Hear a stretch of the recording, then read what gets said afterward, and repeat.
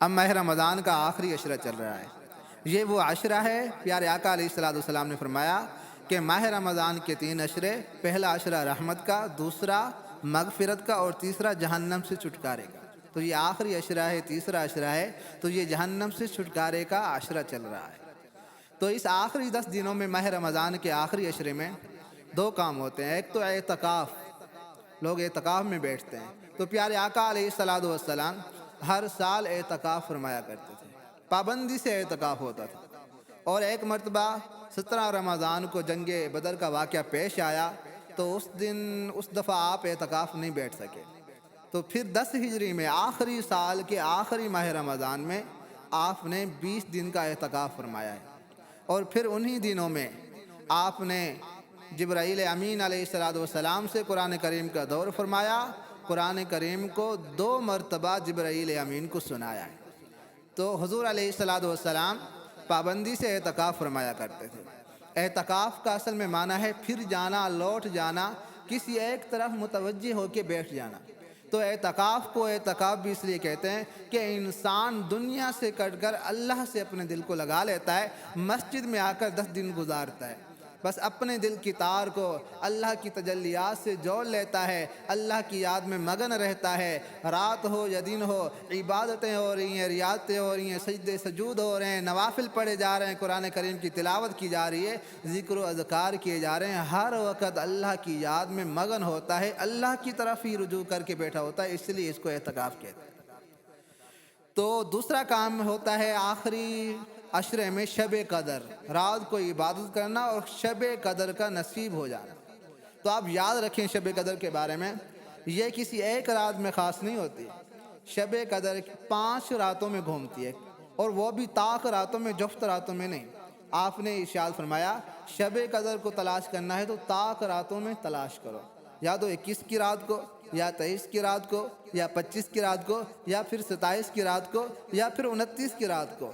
یہ 5 راتیں ہیں، ان 5 راتوں میں ہر سال شب قدر گھومتی رہتی ہے، ایک رات میں خاص نہیں ہوتی، کسی ایک رات میں متعین نہیں ہوتی۔ پیارے آقا علیہ الصلوۃ والسلام جب یہ شب قدر نازل ہوئی، یہ فضیلت دی گئی، تو بتانے آ رہے تھے کہ کس دن کس رات شب قدر ہوتی ہے۔ تو جب بتانے کے لیے آئے تو آگے آ کر دیکھا کہ 2 آدمی ہیں، وہ آپس میں لڑ رہے ہیں، جھگڑا کر رہے ہیں۔ تو پیارے آقا علیہ الصلوۃ والسلام نے ارشاد فرمایا میں تو تمہیں شب قدر کی رات کی تعیین بتانے آ رہا تھا کہ کس رات ہوتی ہے، یہ جو تم لڑ رہے تھے اب اس کی نحوست کی وجہ سے جو ہے مجھے بھلا دیا گیا۔ اب اس میں بھی ایک بڑی حکمت ہے رب کریم کی۔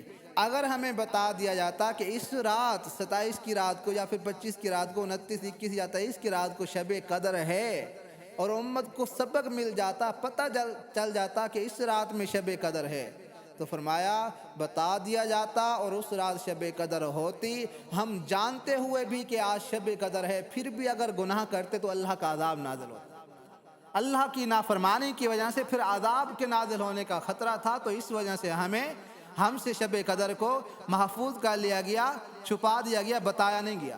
وہ جیسے حضرت موسیٰ علیہ السلام سے قوم نے عرض کی کہ موسیٰ علیہ السلام سے انہوں نے کہا کہ آپ جو ہے اللہ سے درخواست فرمائیں کہ آسمان سے، جنت سے ہمارے لیے دسترخوان اتارا جائے، ہم پھر ایمان لائیں گے۔ تو رب کریم نے بھی وحی نازل فرمائی حضرت موسیٰ علیہ السلام پر، اے موسیٰ کلیم اللہ، امت کو کہہ دیں، قوم کو بتا دیں، ہم جنتی کھانے کھلانے کے لیے بھی راضی ہیں، ہم جنتی دسترخوان اتارتے ہیں، لیکن یاد رکھنا اگر تم پھر بھی ایمان نہ لائے تو ہم بہت سخت عذاب نازل کریں گے۔ یہی ہوا، دسترخوان اترے، من و سلوہ اللہ رب العزت نے قوم موسیٰ کے لیے اتارے، لیکن چند ایک ایمان لے آئے، باقی کوئی پوری قوم بھی ایمان نہ لائی۔ تو پھر کیا ہوا، اللہ رب العزت نے ان کو بندر اور خنزیر بنا دیا، پھر عذاب نازل ہوا۔ تو اس لیے شب قدر کو ہم سے چھپا دیا گیا، ایک راز میں رکھ دیا گیا۔